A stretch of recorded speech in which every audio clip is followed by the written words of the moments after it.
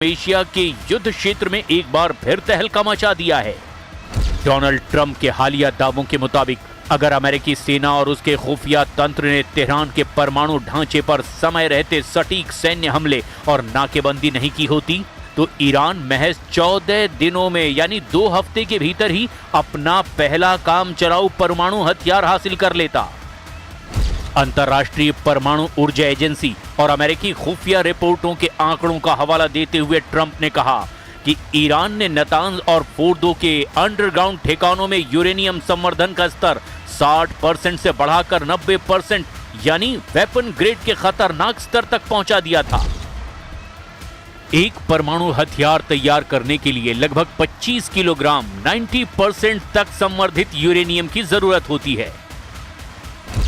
Iran ने अपनी सुविधाओं में उन्नत IR-6 सेंट्रीफ्यूज की हजारों खेपें तैयार कर रखी है, जो सामान्य सेंट्रीफ्यूज की तुलना में 10 गुना तेजी से यूरेनियम संवर्धित कर सकती है। 2015 के परमाणु समझौते यानी JCPOA के दौरान ईरान का ब्रेकआउट टाइम 12 महीने था, जो अमेरिकी हमलों से ठीक पहले घटकर महज 10 से 14 दिन रह गया था। ट्रंप प्रशासन का दावा है कि अमेरिका के द्वारा B-2 स्टील्थ बम वर्षकों से किए गए प्रीएम्प्टिव स्ट्राइक्स ने ईरान की मुख्य संवर्धन केंद्रों को कम से कम 3 साल पीछे धकेल दिया है। नहीं दिखाएंगे ईरान का परमाणु, ट्रंप नेतन्याहू को काली बाफ का चैलेंज। ईरान के परमाणु ठिकानों पर अगर अमेरिका और इजराइल की सीधी पहुंच हो जाती है तो ये वाकई अमेरिका और इजराइल की ईरान पर सीधी जीत साबित करने का बेहतरीन मौका होगा।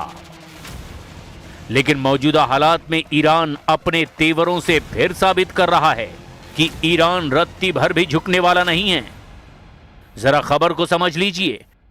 अमेरिका अंतर्राष्ट्रीय परमाणु एजेंसी IAEA की आड़ में ईरान के परमाणु प्रोग्राम पर क्या नकेल कसने की कोशिश कर रहा है और कैसे ईरान अमेरिका और इजराइल के इस परमाणु पंजे से खुद को बचाने में जुटा है। नहीं दिखाएंगे ईरानी परमाणु, ट्रंप के परमाणु पंजे पर प्रहार। ईरान ने IAEA को परमाणु ठिकानों तक पहुंच देने से साफ इनकार कर दिया है। ईरानी संसद के स्पीकर मोहम्मद बाकर कालिबाफ ने एक ऐसा बयान दिया है जिसे सुनकर राष्ट्रपति ट्रंप और इजराइल के प्रधानमंत्री नेतन्याहू के होश उड़ गए हैं। मोहम्मद बाकर कालिबाफ ने तो 2 टूक शब्दों में कह दिया कि ईरानी कानून इस बात की अनुमति ही नहीं देता कि IAEA ईरान के 3 परमाणु ठिकानों का दौरा करें। ईरान के इस्फान, फोर्दो और नातांज परमाणु ठिकाने ईरान के परमाणु कार्यक्रम के मजबूत स्तंभ माने जाते हैं। तीनों तकनीकी रूप से एक दूसरे से जुड़े हुए हैं। इनके बिना ईरान का परमाणु ढांचा अधूरा है। अमेरिका और इजराइल चाहते हैं कि IAEA के जरिए ईरान के इस्फान, फोर्दो और नातांज का पूरा कच्चा चिट्ठा सामने आ जाए। IAEA चाहता है कि वो ईरान के तीनों परमाणु साइट्स इस्फान, फोर्दो और नातांज का बारीकी से निरीक्षण करे और पता लगाए कि आखिर ईरान का 440 किलो 60% संवर्धित यूरेनियम कहां छिपा है। अब आप ये भी जान लीजिए कि ईरान के ये तीनों परमाणु अड्डे इतने ज्यादा अमेरिका, इजराइल और IAEA की आंखों की किरकिरी क्यों बने हुए हैं। इस्फान न्यूक्लियर फैसिलिटी, यहां मुख्य रूप से यूरेनियम कन्वर्जन फैसिलिटी यानी कि UCF काम करती है।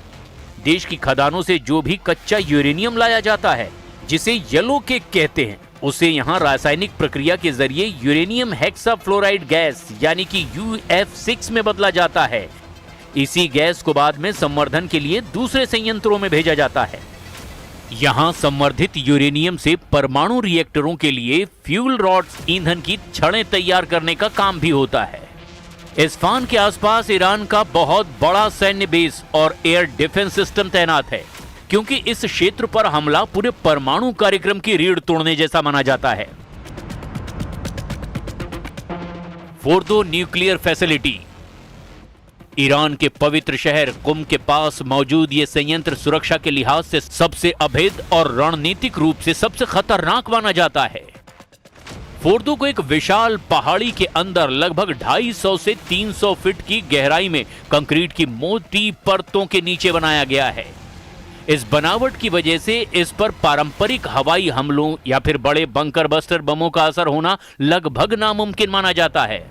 यहां आधुनिक और एडवांस सेंट्रीफ्यूज जैसे कि IR-6 के जरिए यूरेनियम को सीधे 60% या उससे ज्यादा शुद्धता तक समृद्ध किया जाता है, जो मेडिकल रिसर्च के नाम पर सैन्य स्तर के बेहद करीब है।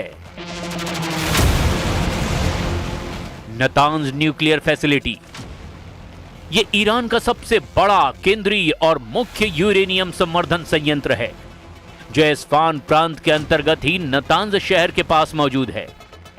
नतांज में बड़े पैमाने पर औद्योगिक स्तर पर यूरेनियम संवर्धन होता है। यहां जमीन के ऊपर और जमीन के नीचे विशाल हॉल्स बने हुए हैं, जहां हजारों की संख्या में सेंट्रीफ्यूज 24 घंटे घूमकर गैस को समृद्ध करते हैं। अपनी विशाल क्षमता की वजह से ही संयंत्र हमेशा इजराइल और अमेरिका के निशाने पर रहा है। ما فعلا داریم یک مسیر موقت رو طراحی می‌کنیم که بعد در مراحل بعدی تبدیل به مسیر نهایی بشه. یک کار فنی هست بین متخصصین دو کشور داره انجام میشه.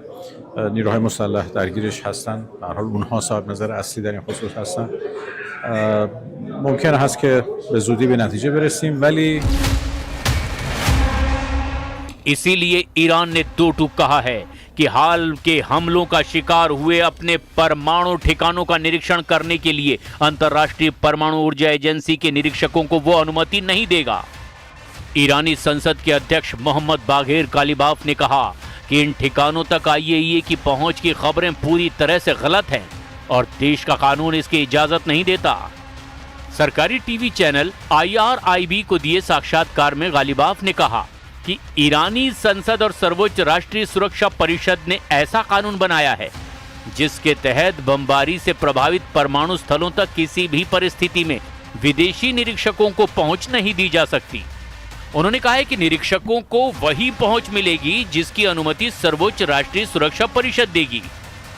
ईरानी संसद के अध्यक्ष मोहम्मद बाघेर कालिबाफ ने दो टूक कह दिया कि फिलहाल IAEA को केवल 2 परमाणु प्रतिष्ठानों बुशेर परमाणु ऊर्जा संयंत्र और तेहरान अनुसंधान रिएक्टर तक ही सीमित पहुंच दी गई है और ईरान इसी व्यवस्था का पालन करेगा। و روشن بگویم تا زمانی که تعهدات آمریکا در تفاهم نامه از جمله رفع محاصره، آزادی اموال بلوکه شده، رفع تحریم نفت، پایان تهدید و عملیات نظامی در همه جبهه‌ها و دیگر شروطی که در تفاهم نامه آمریکا با آن متحد شده است اجرایی.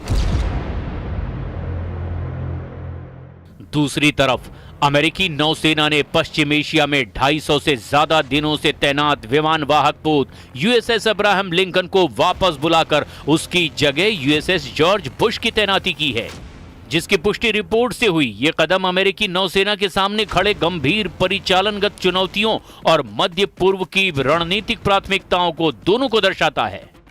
USS अब्राहम लिंकन ने बिना किसी रेस्ट के समुद्र में 250 से ज्यादा दिन बिताए, जिसमें लगभग 200 दिन बिना किसी पोर्ट कॉल बंदरगाह पर रुकने के लगातार ऑपरेशनल मोड में रहे हैं।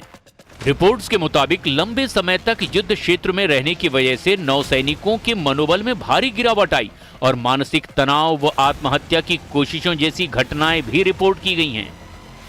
अमेरिकी सीनेटरों और रक्षा मीडिया की रिपोर्ट के मुताबिक पोत पर भोजन की कमी, पीने के पानी की खराबी, प्लम्बिंग की विफलता और डाक के साथ दूसरे पार्सल न पहुंचने जैसी अव्यवस्थाएं भी पैदा हो गई थी।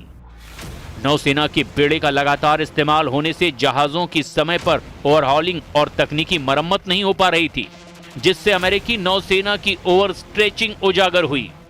पेंटागन का मुख्य उद्देश्य पश्चिम एशिया और हॉर्मुज के आसपास अपनी सैन्य धाक और ईरान पर दबाव बनाए रखना है। ऐसी स्थिति में अगर ईरान अमेरिका पर और दबाव बनाता है तो स्थिति और ज्यादा खतरनाक हो जाएगी।